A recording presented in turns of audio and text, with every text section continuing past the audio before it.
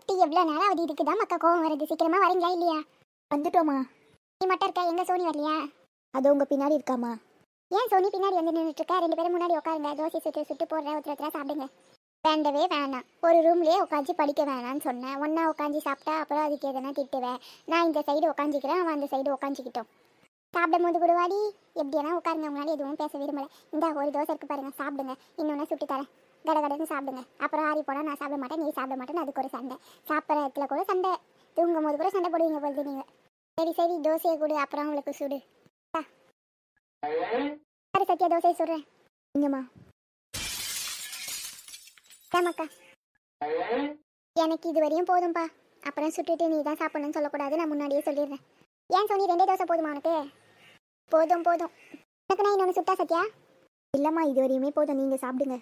என்ன பிள்ளைங்களோ, 2 தோசைக்கு மேலே சாப்பிட மாட்டேன்றீங்க. சரி சரி இருங்க. உங்கள் அப்பா வந்தால் ஒரு ஏரியா சாப்பிட்டு எல்லாரும் படுக்கலாம். அவர் என்னத்துக்கு வர தெரியல. வந்தால் ஒரு ஏரியா சீக்கிரமாக வந்துடாது, இல்லைனா ஒரு ஏரியா 8, 9, 10 மணிக்கு கூட வராரு. ஏன் மக்கா 2 பேரும் எப்போ பார்த்தாலும் சண்டை போட்டுட்டு இருக்கீங்க? சண்டை போடாத இருந்தாதான் என்ன?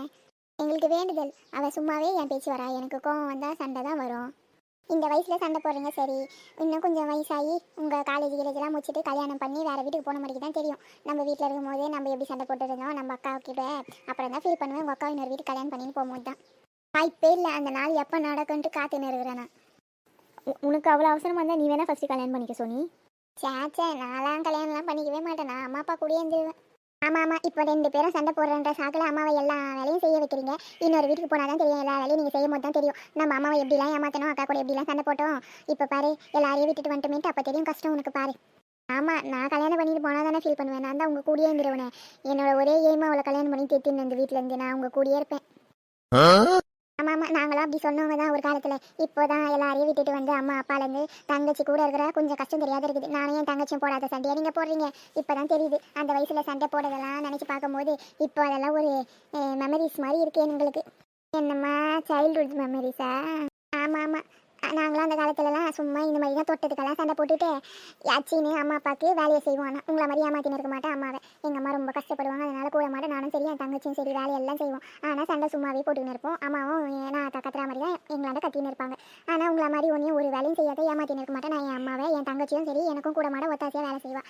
ஆனால் ஒரு சின்ன சண்டையில் ஆரம்பித்து பெரிய சண்டை போட்டுப்போம். 5 நிமிஷத்துமே குடிப்போம். உங்களை மாதிரி அடிச்சுக்கலாம் மாட்டோம் நாங்கள். ஆனால் பண்ணாத சேட்டி எல்லாம் பண்ணிட்டு இப்போ எங்களை போட்டு முத்தினுக்கிற பொம்மி. நீ என்னமோ சண்டையே போட்டது இல்லாத மாதிரி சொல்லியே எங்களை அடிக்கும் போது எப்போ பார்த்தாலும் சண்டை போடுறேன்ட்டு. நீ சண்டை போடுறதால தான் உன் வயிற்றுல பிறந்த நாங்களும் அப்படி இருக்கோம். அது தெரியாது, நீ எப்போ பார்த்தாலும் எங்களை போட்டு அடிச்சுனுக்கிறியே. நாங்கள் எதனா காரணம் இல்லாத சண்டை போட மாட்டோம், நீங்கள் தொட்டதுக்கே சண்டை போடுறீங்களே. என்னம்மா பண்ணுறது, உங்களுக்கு அப்படி ஒரு நல்ல தங்கச்சி இருந்தாங்க, எனக்கு இப்படி ஒரு தங்கச்சி இருக்காளே, நான் என்ன பண்ணுறது? உடனே வேற பொம்மினுக்குவா. நீ உடனே ஓவராக பண்ணாது என்ன? எப்படியும் ஆரம்பிச்சிடாதீங்க தயவு செஞ்சு. நான் சொல்ல வந்ததை கூட சொல்ல விட மாட்டேன்றீங்க. நான் எதுவுமே சொல்லலை, சாப்பிட்டு எழுந்து போங்க முதல்ல. இல்லை இல்லை, சொல்லு பூமி, பரவாயில்ல. இதெல்லாம் ஒன்றுமே இல்லை, இன்னைக்கு சொல்கிறேன், நீ வேணால் எழுதி வச்சுக்கோ. உங்கள் அக்கா சத்யா இந்த வீட்டிலேருந்து கல்யாணம் ஆக போகும்போது தெரியும் உனக்கு எவ்வளோ கஷ்டமாக இருக்குன்ட்டு. அவள் இன்னொரு வீட்டுக்கு போய் வாழும் போது அவளை விட்டு தனியாக பிரிஞ்சு இந்த வீட்டில் இருக்கும்போது தான் தெரியும் பாரு, அக்கா கூட இருக்கும்போது எவ்வளோ ஜாலியாக இருந்தது. இப்போ நம்ம தனியாக இருக்கிறோமேன்ட்டு ஃபீல் பண்ணுவேன். இப்போ சொல்லினுக்கிறேன் அவளை தேத்திட்டு நான் ரொம்ப சந்தோஷமாக இருப்பேன்ட்டு. ஆனால் அப்போ உனக்கு சந்தோஷமாக இருக்க முடியாது, சோகமாக தான் இருக்க முடியும். ஏன்னா உன் அக்கா கூட இருக்க மாட்டான். நீ என்னடானா இன்னொரு 5 வருஷம் கழிச்சு நடக்க போகிறத பற்றி பேசினுக்கிறேன். நான் இப்போ சந்தோஷமாக இருக்கிறத பற்றி பேசினுக்கிறேன். என்ன ஆகுனா 2 பேரும் என் கல்யாணத்தை பற்றி பேசினுக்கிறீங்க.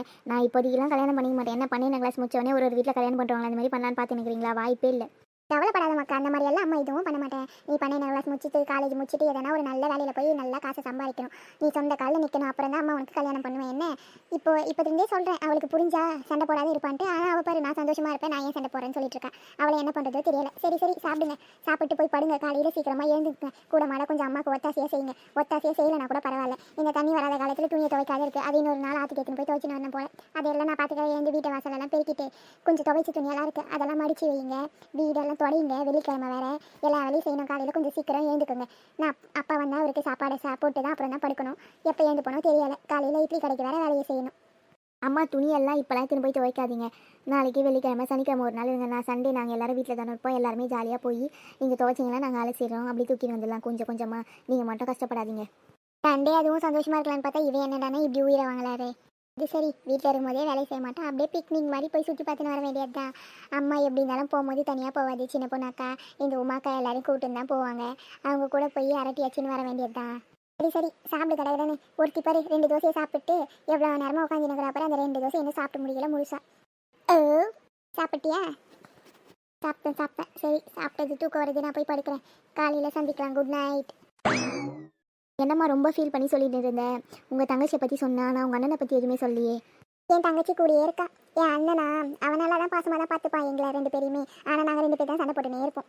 அவன் இப்போ ஊரில் இருக்கான் அம்மா அப்பா கூட, நாங்கள் இங்கே இருக்கோம். அம்மா பாட்டி வீட்டுக்கு போய் ரொம்ப வருஷம் ஆகுதுமா, ஏம்மா இப்போலாம் கூட்டிகிட்டே போக மாட்டேன்றீங்க? நாங்கள் சின்ன பிள்ளையா இருக்கும் போது கூட்டிகிட்டு போனது, இப்போலாம் ஏம்மா கூட்டிகிட்டு போக மாட்டேன்றீங்க? போகலாமா நம்ம பாட்டி வீட்டுக்கு? போகலாமாக்கா, அதுக்குன்னு ஒரு காலம் வரட்டும். என்னம்மா காலம் எப்போம்மா வரும்? என் கூட படிக்கிற ஃப்ரெண்ட்ஸ் எல்லாம் மாதத்தில் லீவ் விட்டா அவங்க பாட்டி வீட்டுக்கு கிளம்பி போகிறாங்க. ஆனால் பாட்டி தாத்தாவும் இங்கே வர மாட்டேன்றாங்க. நீங்களும் எங்களை அங்கே கூட்டின்னு போக மாட்டேன்றீங்க. ஃபோன் பண்ணி எப்போனா பேசுகிறாங்க, அவ்வளோதான். எங்களுக்கும் ஆசையாக இருக்காதம்மா பாட்டி தாத்தாவெல்லாம் பார்க்கணுன்ட்டு. எனக்கும் ஆசை இருக்காதம்மாக்கா, என் அம்மா அப்பாவெல்லாம் போய் பார்க்கணுன்ட்டு. உங்களுக்கு ஆசை இருக்கா மாதிரி தானே எனக்கு இருக்கும். இப்போ அதுக்கான காலம் வரலை. ஒரு காலம் வரும்போது போய் பார்க்கலாம். மேலும் மேலும் அதை பற்றி பேச அம்மாவும் கஷ்டப்படாதம்மா. சரிம்மா, நான் எதுவும் கேட்கல, கூட்டிகிட்டு போங்க. ஆனால் ஒரு வாட்டி சரிம்மாக்கா, கூட்டிகிட்டு போகிறேன் ஆட்டம். சரிங்கம்மா, நான் கூட போய் படுக்கிறேன். நீங்கள் டாடி வந்தோடனே சாப்பாடை போட்டு படுங்க. சரிம்மாக்கா, போய் படுப்போம். ஒரு வழியாக சாப்பாடெல்லாம் செஞ்சு முடிச்சாச்சு. இந்த பிள்ளைங்களாம் சாப்பிட்டு படுத்துருச்சு. அந்த மனுஷன் பசியில் இருப்பார். போய் சாப்பாடை கொடுத்துட்டு வரலாம். பிள்ளைங்க கிட்ட சொல்லிட்டு சொல்லாமல் போகலாமா? போய் ஒரு 8 சொல்லிட்டே போயிடலாம். அப்புறம் சொல்லாமல் போயிட்டு அம்மா காணும் தேட போதுங்க. எப்போ நேரம் போல் வந்துடுவார். இன்னைக்கு என்னாச்சுன்னு தெரியல, இன்னும் வரல. மக்கா சாப்பிட்டு போய் படுத்துட்டேன். இவர் வந்தால் சாப்பாடை போட்டுட்டு படுக்கலான்னு பார்த்தா ஆளையே காணுமே இன்னும். வசந்தி, வாங்க இங்கே தான் இருக்கேன். என்னம்மா சின்ன என்ன பண்ணுறா? அவளா எப்பயும் சாப்பிட்டு படுத்துட்டேன். ஏன் படிக்கலையா? ஏன் உங்கள் பொண்ணு வந்ததுலேருந்து படிக்கிறத விட வேறு என்ன வேலை செய்கிறா? கூடமான வேலை தானே செய்கிறாள். என்ன வந்தவொடனே மூஞ்ச காலை கழுவிட்டு சாப்பிட்டு உட்காந்துக்கிறாங்க. மேடம் படிக்கிறேன்ட்டு புக் எடுத்து வச்சுன்னு இப்போ தான் கொண்டாந்து முன்னாடி சாப்பிட்டு படித்தாங்க. சரி வீடு, படிக்கிற பிள்ளையை டிஸ்டர்ப் பண்ணாத. உங்கள் பிள்ளையை நான் தான் டிஸ்டர்ப் பண்ணாலும் ஒரு வேலை செய்து கிடையாது. இல்லைனாலும் இல்லை. இருங்க, நான் போய் சாப்பாடு எடுத்துட்டு வரேன். தோசை எடுத்துன்னு வந்து வச்சிட்டேன். கையை காலெல்லாம் அலம்புனீங்களா இல்லையா? அதே உட்காந்துட்டீங்களா என்ன? வரும்போதே அலம்பிட்டு தாம்மா வந்தேன். சரி, துணியெல்லாம் துவைச்சி போட்டுருந்தேன். தலைகாணி வரலாம் போடாது இருக்குது, அதெல்லாம் போட்டுட்டு துணி கொஞ்சம் இருக்குது, அதெல்லாம் மடிச்சு வைக்கிறேன். சாப்பிட்டு வாங்க. என்ன வெளியே கதவை டாப்பால் போட்டு வாங்க வரும்போது.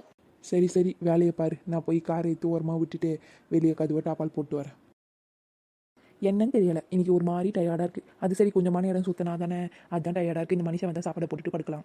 ஆனால் நம்ம எப்பயும் மாதிரி தான் இருக்கும். ஆனால் இன்றைக்கி மட்டும் ஏன் எப்படி இருக்குன்னு தெரியலையே. தூக்கம் இல்லாததால் இருக்கும். காலையில் வர சீக்கிரமாக இது போயிடலாம். இன்றைக்கி சீக்கிரமாக படுக்கலாம். சின்ன பொண்ணு, வாங்க இங்கே தான் இருக்கேன். என்ன சின்ன பொண்ணு தூங்கலையா? இன்னொரு 5 நிமிஷம் லேட்டாக வந்துட்டு இருந்தீங்களா? நான் போய் 10 தூங்கிட்டே இருப்பேன். சரி உட்காருங்க, நான் போய் சாப்பாடு எடுத்துகிட்டு வரேன். அதுக்கு என்ன சின்ன பொண்ணு, தூக்கம் வந்தால் போய் படுத்து தூங்க வேண்டியது தானே? நீ வேற என்னை விட பிஸியாக இருக்க இப்போலாம். நீ ரொம்ப வெரி பிஸி மேன் ஆகிட்ட வேற. அதெல்லாம் எதுவும் இல்லை. நான் பிஸி மேன் இல்லை, பிஸி உமன். அப்புறம் சரி இப்படியே பேசிட்டு இருந்தால் அவ்வளோதான். இப்படியே உட்கார போய் திருவா சாப்பிட்டு படுக்கலாம். இருங்க, எடுத்துகிட்டு வரேன். போய் நம்ம வேறு ராணி அக்கா செஞ்சால் வேறு லெவல் இருக்கே. சரி, நம்மளும் தினமும் அதை பார்க்குறோமே. இன்றைக்கி ஒரு வாட்டி ட்ரை பண்ணோம். நம்மளுக்கு என்னமோ பிடிச்ச மாதிரி தான் இந்த மனுஷன் என்ன சொல்கிறாரு தெரியல. நல்லா இல்லைன்னு சொன்னால் ஒரு தோசை என்ன ஊற்றி கொடுக்கலாம். எத்தனை போய் கொடுப்போம். நல்லா இருந்தாலும் இல்லைனாலும் சாப்பிட்டு தான் ஆகணும். என்ன சின்ன பொண்ணு, உடம்புக்கு எதனா ஆச்சா என்ன? உடம்பு இல்லைனா ஹாஸ்பிட்டல் போயிட்டு வரலாம். கடையில் வாங்கின போல. அதெல்லாம் எதுவும் இல்லை. இதுவும் கடையில் வாங்கினதில்லை. நான் தான் ட்ரை பண்ணேன். எப்படி இருக்குன்னு சாப்பிட்டு பார்த்துட்டு சொல்லுங்கள். அப்படியா? சரி கொடு. பார்க்குறதுக்கே நல்லா தான் இருக்குது. சாப்பிட்டாலும் நல்லா தான் இருக்கும். என் பொண்டாடி செய்தது நல்லா இல்லாத இருக்குமா என்ன? ராணி அக்கா கைப்பக்கம் வேறு லெவலில் இருந்துச்சு. நான் செஞ்சால் அந்த அளவுக்கு இல்லை. ஆனால் பரவாயில்ல, சாப்பிட்ற மாதிரி தான் இருந்துச்சு. எனக்கு பிடிச்சிருந்தது. நீங்கள் சொல்லுங்கள், சாப்பிட்டு பார்த்துட்டு எப்படி இருக்குன்னு. அதான் சொல்கிறேனே, என் பொண்டாடி கைப்பக்குவம் நல்லா இல்லாத இருக்குமா என்ன? ஐஸ் வைக்கிறதெல்லாம் வித்துட்டு சாப்பிட்டு எப்படி இருக்குன்னு சொல்லுங்கள். உண்மையாக சூப்பராக இருக்குது சின்ன பொண்ணு. ஹோட்டலில் கூட இந்த அளவுக்கு நல்லா இருக்காது. போ. சரி சாப்பிட்டு வாங்க. சரி, நீ போய் படுப்போ. காலையில் ராணி அக்கா வீட்டுக்கு சீக்கிரம் வர சொல்லியிருக்காங்க. வேறு காலையில் எழுந்து போகணும். வேலை வெள்ளிக்கிழமை வேறு, நாளைக்கு நிறைய வேலை இருக்குது. அதான் நீ போய் தூங்க போ முன்னாடியே. கிச்சனில் கொஞ்சம் வேலை இருக்குது, அதெல்லாம் முடிச்சுட்டு தான் போய் படுக்கணும். அப்படியா? அப்போ நீ போய் வேலையை பாரு, நான் சாப்பிட்டு வரேன். காலையில் எழுந்துக்கிட்டு லேட் ஆகுதா என்னன்னு தெரியல. ராணி அக்கா சீக்கிரம் வர சொல்லியிருக்காங்க. சரி, நான் போய் கிச்சன் வேலையை செய்கிறேன். சாப்பிட்டீங்களா இல்லையா நீங்கள்? நான் சாப்பிட்டு போய் படுக்கிறேன். நீ சீக்கிரம் கிச்சனில் வேலையை முடிச்சுட்டு வந்து படு. இந்த மனுஷன் இன்னும் வரலையே. வந்தால் ஒரேடியா சீக்கிரமாக வர வேண்டியது, இல்லைனா ஒரேடியா லேட்டாக வர வேண்டியது. இதே வேலையாக போச்சு இவருக்கு. பேசாமல் தோசை சுட்டதுக்கு பதில் 4 இட்லியை ஊற்றி வச்சிருந்தா இன்னைக்கு வந்து நம்ம படுத்து தூங்கிருக்கலாம். இன்னும் வரல. தோசை சுட வேண்டியதாக இருக்கேன்னு போட்டு முடிச்சிட்டு இருக்கோம். ராணி, வந்துட்டீங்க? ரொம்ப சீக்கிரமாக வந்துட்டீங்களே. வேலை இருந்துச்சு ராணி, கொஞ்சம் லேட் ஆயிடுச்சு. என்ன பண்ணுறது? சரி, கை கால் அலம்பிட்டு வாங்க, தோசையை சுடுறேன். பிள்ளைங்க படுத்துட்டாங்களா இல்லையா? அவளுங்க எப்பயே சாப்பிட்டு தூங்கியாச்சு. சின்ன பொண்ணு, உண்மையாகவே செம டேஸ்ட்டாக இருந்துச்சு. போ, நீ செஞ்சது இன்னைக்கு.